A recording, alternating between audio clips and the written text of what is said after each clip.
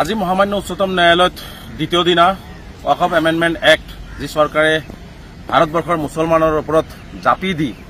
ভাৰতবৰ্ষৰ মুছলমানসকলৰ সম্পত্তি তেওঁলোকে দখল কৰিব বিচাৰিছে, তেওঁলোকে কবৰস্থান মছজিদ মাদ্ৰাছাৰ ওপৰত হস্তগত কৰিব বিচাৰিছে। ইয়াৰ ওপৰত আজি দ্বিতীয় দিনাৰ শুনানি হ'ল। যোৱাকালি গোচৰীয়া পক্ষৰ শুনানি সম্পূৰ্ণ হৈছিল। আজি চৰকাৰী পক্ষৰ শুনানি সম্পূৰ্ণ কৰিলে আৰু চৰকাৰী পক্ষৰ হৈ আজি তুষাৰ মেহতা ডাঙৰীয়াই ভাৰত চৰকাৰৰ হৈ তেওঁলোকে যুক্তি প্ৰদৰ্শন কৰিলে। প্ৰায় 3 ঘণ্টা সময় তেওঁলোকে যুক্তি প্ৰদৰ্শন কৰিছে যে ওয়াকফ সম্পত্তি কি হ'ব, ইয়াৰ বৈধতা কি আছে। গতিকে এই সম্বন্ধত বিতংভাৱে আলোচনা হৈছে। আলোচনাৰ অন্তত ভাৰতবৰ্ষৰ উচ্চতম ন্যায়ালয়ৰ মুখ্য ন্যায়াধীশগৰাকীয়ে অহাকাইলৈ শুনিম বুলি কৈছে আৰু ভাৰত চৰকাৰে হয় তুষাৰ মেহতাই অহাকাইলৈ কম বুলি কৈছে। তেখেতক কিছু সময় লাগে বুলি কৈছে আৰু তেখেতক সময় দিয়া হ'ব বুলি কৈছে। আৰু এই চৰকাৰী পক্ষৰ শুনাৰ পিছত আচলতে গোচৰীয়া পক্ষৰ যিখিনি কথা থাকিব সেইখিনি কথাও 1 ঘণ্টামান সময় গোচৰীয়া পক্ষক দিয়া হ'ব অহাকাইলৈ। গোচৰীয়া পক্ষৰ 1 ঘণ্টা সময় কোৱাৰ পিছত যুক্তি প্ৰদৰ্শন কৰাৰ পিছত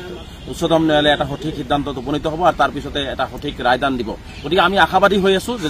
সৰ্বভাৰতীয় জমিয়ত উলামা হিন্দৰ সভাপতি আছাদ মাদানী চাহাবৰ লগতে আমি সদস্য সংখ্যালঘু ছাত্ৰ ইউনিয়ন আৰু বিভিন্ন দল সংগঠনে যি ধৰণে কেছ কৰিছে, আইএ ফাইল কৰিছে, গতিকে সকলো কথা অহাকাইলৈ শুনাৰ পিছত আমি আশাবাদী হৈ আছো সকলোৱে যে মহামান্য উচ্চতম ন্যায়ালয়ে ভাৰত চৰকাৰৰ যি কুটিল ষড়যন্ত্ৰ 20 কোটি মুছলমানৰ ওপৰত কৰিছে, ভাৰত চৰকাৰে যি ধৰণে মুছলমানসকলৰ সম্পত্তি বেদখল কৰিব বিচাৰিছে, কবৰস্থান মাদ্ৰাছা আদি তেওঁলোকে দখল কৰি ভাৰতবৰ্ষৰ মুছলমানসকলক ভাৰতবৰ্ষৰ বুকুৰ পৰা নিশ্চিন্ন কৰাৰ যি ষড়যন্ত্ৰ ৰচনা কৰিছে, আমি আশাবাদী হৈ আছো যে মহামান্য উচ্চতম ন্যায়ালয়ে গোচৰীয়া পক্ষৰ শুনানি সম্পূৰ্ণ কৰি চৰকাৰী পক্ষৰ শুনানি লৈ গোচৰীয়া পক্ষৰ শুনানি সম্পূৰ্ণ কৰি অহাকাইলৈ এটা সঠিক আৰু শুদ্ধ সিদ্ধান্ত দি পেলাই 20 কোটি মুছলমানে যি মহামান্য উচ্চতম ন্যায়ালয়ৰ প্ৰতি আশাবাদী হৈ আছে, যি 20 কোটি মুছলমানে উচ্চতম ন্যায়ালয়ৰ পিনে চাই আছে যে মহামান্য উচ্চতম ন্যায়ালয়ে এটা